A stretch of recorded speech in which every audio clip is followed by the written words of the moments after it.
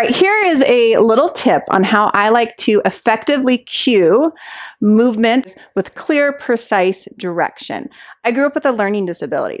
So if you gave me too many cues at once, or you gave me too much direction at once, it would overwhelm me. And I feel like even people without a learning disability are the same way. You don't want to overload their system, especially when they're doing something like Pilates, which might be something new to them, and it might be a little overwhelming to begin with. So I have a template in my brain on how I cue every single exercise.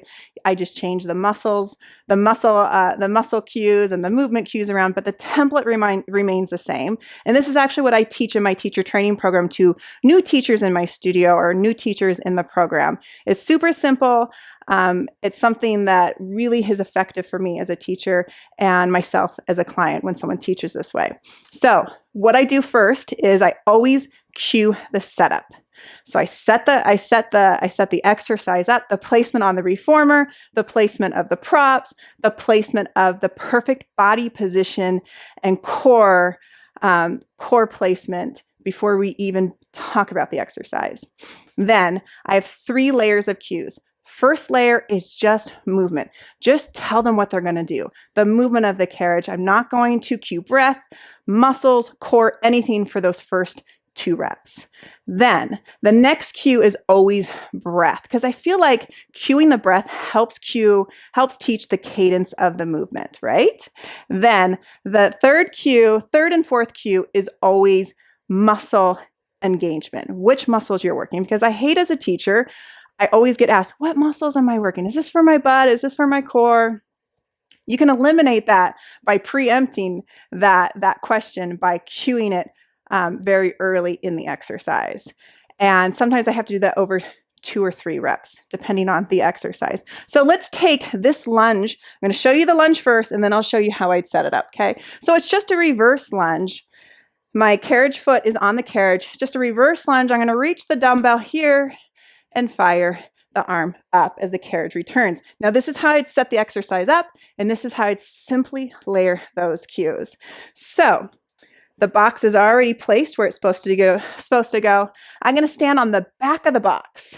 I'm going to take the foot closest to the reformer and bring it onto the carriage. Sidebar, I try really hard not to say right or left, because a lot of times people might be dyslexic or they don't know their right from their left. I mean, you're a teacher, you say right hand and they lift their left foot all the time, right? So to eliminate right from left, I simply say the foot closest to the reformer, not my right foot, bring it up onto the carriage right in front of that shoulder rest. Now I'm going to roll the shoulders back, connect under the shoulders, lift from the pelvic floor. I need to have a nice, strong, extended spine. That's my setup. Oh, and the dumbbell is in the opposite hand. That's my setup.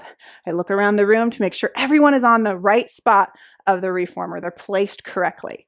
First round of cues is just movement.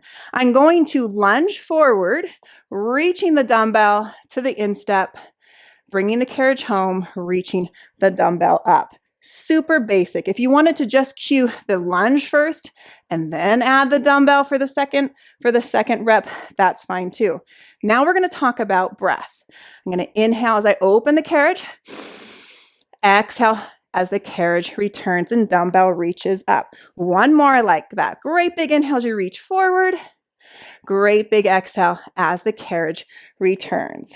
Now we're going to talk about muscle engagement, because there's a lot happening here. I'm going to do this over 2 reps. I'm not going to do it all in 1 rep because, again, it's a little bit overwhelming.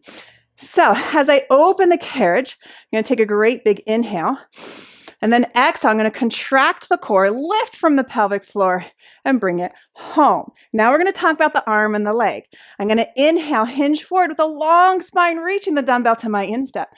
Exhale, switch on the standing glute and reach the arm up. Resist with the lats as the elbow comes down. Great big inhale to reach it out. Exhale, lift from the pelvic floor. Press heavy into the carriage foot to fire that hamstring and glute just a little bit more. We have 10 reps here. Don't forget to breathe. So when you have an exercise with 10 reps, you have 10 opportunities to cue. So I hope this helps. I hope it simplifies it for you.